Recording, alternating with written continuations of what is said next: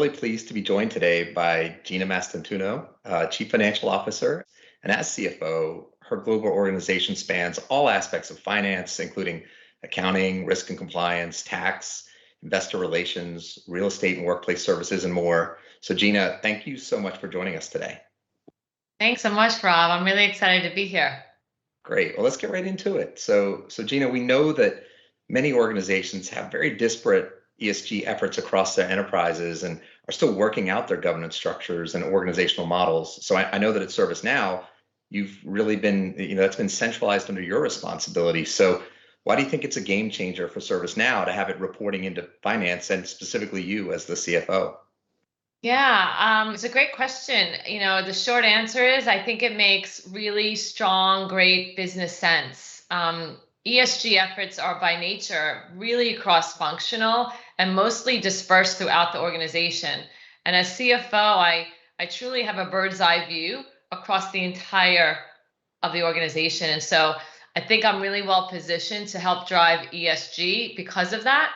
And my responsibilities as CFO include everything finance, as you mentioned, with workplace services, our supply chain, and our real estate footprint as well, which are all areas that play a huge part of ESG, right? And a huge part of our carbon emissions. So it makes a lot of business sense. And in order to drive ESG throughout an organization like ServiceNow, you really have to have a sound and strategic investment plan. And well, I hold the purse strings, so to speak. So it's really easy for me to influence and drive the right investments across the enterprise, but also hold everyone accountable for the right ROI. And so at the end of the day, we talk a lot at ServiceNow about ESG making good business sense because businesses that are investing in this space are really reaping the benefits. And you see it, 92% of Americans are more likely to trust companies that have solid ESG frameworks and are dealing with environmental and social issues. 22 to 55% reduced turnover for companies with strong ESG programs and higher stock returns, right? 5 to 10%, which as a CFO, all of those numbers really resonate with me. And then in my opinion, when businesses decide to make these investments, ESG priorities have got to be part of the and not the or. Right? I think it's good business and it's not whether we do it, we have to do it. And then from a personal perspective, when Bill asked me to take on the challenge of driving ESG for the company, for me, I was really excited because it aligns to my belief system first and foremost. I really want to leave this planet better than when I found it. And I want to live in a world where everyone has equitable opportunities. I want to help communities that are in need. And I want my children and future generations to breathe fresh air and drink clean water. So I'm all in and so happy and humble to have an active role in keeping our planet healthy for generations and really helping ServiceNow drive this throughout our entire organization. Yeah, well, that's amazing. I really love that. So maybe one thing that's certainly squarely in your mandate, so you're doing all these great things, you've got to report and tell that story, right? So how does corporate reporting more broadly, do you think, need to change to drive a net zero future? Yeah, I think it's a great question, and it's not easy, right? We talked about it being such a cross-functional area within any organization and so disparate, right? On top of that, there's hundreds of ESG point product solutions in the market that support discrete, disconnected ESG efforts, which really just compounds the problem of reporting it and making sure that the reporting is accurate. And so companies are relying on so many different operational systems that support the individual and siloed initiatives. And so it's really important for companies to think about connecting the disparate products and systems to support the new and evolving regulatory requirements, right? They are evolving daily, and there's so many more requirements out there. And so I read a report recently that said 82% of institutional investors believe companies are not prepared for regulation for ESG reporting. And I believe it, right? We've worked super hard at ServiceNow over the past 12 months to make sure that transparency and integrity remain at the forefront, both of how we operate as a company, but also how we help our customers really act with greater transparency, and how we help our customers in their ESG journeys. And so reporting is going to become more and more important. And so building systems that allow you to report with integrity and transparency is going to become more important. Yeah, so a super interesting point about that, disparate systems, because in the financial world, while they often come from different places, you get it into a general ledger, you reconcile it, and then you can start to report off of it. So with these totally different sources, building management systems, and external data sources that you maybe need from suppliers and other things, like how should someone go about setting a reporting strategy when it's such a different landscape than maybe what we're traditionally used to in something like financial reporting? I mean, it's a big challenge, right? And I think boards are getting involved in it. Audit committees are adding it to their charters to make sure that they're comfortable with how the data is being received and reported and audited. And I think it goes back to your earlier question and my response about having an ESG strategy sit in one place within an organization and having a single point of contact, because I think that you've got to bring together all of those systems in a cohesive way to allow you to report it well. And so how we think about it at ServiceNow, it's bringing together the power of our Now platform and using our new as well as existing products and our partner ecosystems to really help drive a cohesive reporting strategy, and really being able, at the end, the whole point is to really drive that impact.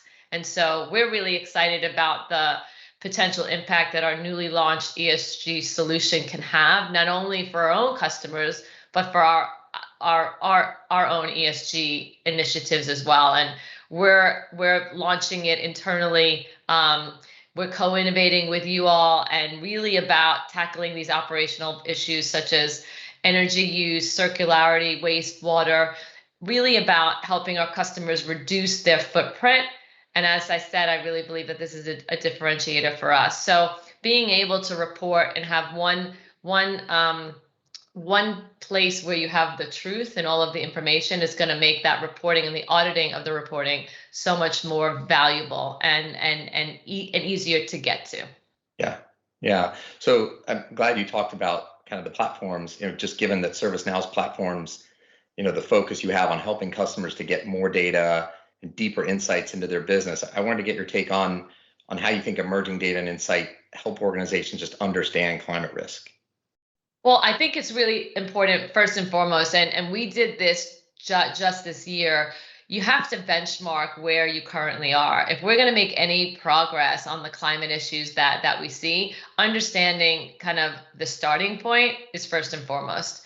And so we did a comprehensive analysis of kind of where we stand today, which will now then inform where we're going and then how to get there. And I think the data is such a big part of that. And you've got to manage it, measure it, and hold yourself accountable to that, right? I think we're living in a time of unprecedented technological advancement, and leveraging the power of data tools and predictive modeling is really going to be able to help us discover greater insights and deeper insights than ever before. And so it's really time to execute and deliver impact across the entire value chain. And we're really focused on doing that internally, but more importantly, doing it and helping our customers as well. And that's how we think we can force multiply our impact, and where we really think that we can differentiate in this space. So Gina, I'm sure your executive leadership team at ServiceNow is wrestling with issues around how should you contemplate the achievement of ESG goals into the goals of your leaders and your people. In your view, how can organizations link their ESG goals with their boardroom and their employee engagement strategy? Businesses that don't put ESG front and center with their board priorities, Rob, really stand to lose out. There's numerous studies that show that positive relationship between ESG scores and employee retention, which is so important. Furthermore, there's just no point this day for boards to take a wait and see approach here.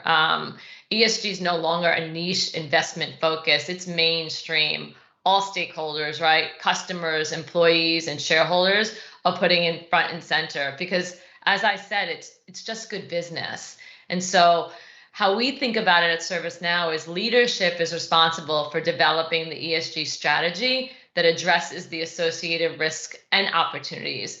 And the board, obviously, they're a big part of establishing those goals, but really, really important that they're holding senior leaders accountable for implementing the strategy and then monitoring the progress to achieve both the near-term goals and the longer-term ambitions. And so the conversation really needs to be, I think, what matters most to my customers, my employees, investors, and their communities. What are the environmental, social, and governance issues that really could affect us most? And just important, what are the opportunities that we have in front of us? And so an effective ESG activation strategy treats consumers as stakeholders, really working to address the concerns of everyone, really with the utmost trust and transparency and consistency. And that's a responsibility from the board to the executive team to the entire organization as a whole. Yeah, I love that that idea of stakeholders and customers, regulators, investors, all these different groups, right? The challenging thing with ESG is you can't just focus on yourself. You have to think about that broader ecosystem of stakeholders. And one that I'm interested in picking on a little bit is around business partners in the supply chain. And how do you think about making sure that the supply chains can be as ethical and sustainable as possible while, as a CFO, maintaining profitability? It's a great question, and certainly we found out when we baselined our emissions that the lion's share of our carbon footprint is really based in our supply chain, and I would imagine that that's the case for most companies. And so supplier engagement is a critical part of any ESG commitment. I mean, it's hands down probably one of the more important aspects. And so companies really need to spend time evaluating their operations to identify the biggest opportunities. Diverse, ethical, and sustainable suppliers exist. It just takes the legwork to source them, right? And so you've got to reduce supplier risk while furthering responsible procurement. We have the ability now to acquire data about all of our suppliers from third-party providers that really talk about their risk profile, their carbon emissions. These point-in-time risk assessments are really important if you're going to have a path to net zero and really understanding that. And I think the data has got to be used. And it goes back to your point before about data and insights. That data has got to be used to develop a programmatic plan to really tackle the issue and just have year-over-year improvements. We're not going to get there overnight, but a real program in place. We've got to hold our suppliers accountable. I don't know about you, but I get questions from customers all the time about what we're doing for our ESG efforts, and we've just got to hold our vendors and suppliers accountable as well. So Gina, from a big picture perspective, what's the one thing that you would advise business to do today to tackle climate change? We have a tremendous opportunity right now to make the world better. The climate crisis is here. It's unmistakable. And it's in the power of our generation to solve it. If we don't, we're going to be in real trouble, right? We've seen it for ourselves. And doing well as a business is more about just growing profits. We have a responsibility to our planet, to our stakeholders, as we talked about, right? Our customers, our employees, they expect us to do better, right? And the bottom line is the companies need to walk the talk. They need to do the work. They need to analyze their carbon footprint and put actions in place. And listen, you start small and you build from it, right? It's not going to happen overnight, but if you put actions in place and you monitor them and manage them and hold teams accountable for reaching the goals that you put in, there's so much that we can do. And holding our suppliers accountable for doing the same, I think, is going to be as important. And so those are the things that I think is where businesses got to focus on. That's great. So Gina, thank you so much for your time today and for sharing all those great insights and perspectives. Thank you so much, Rob.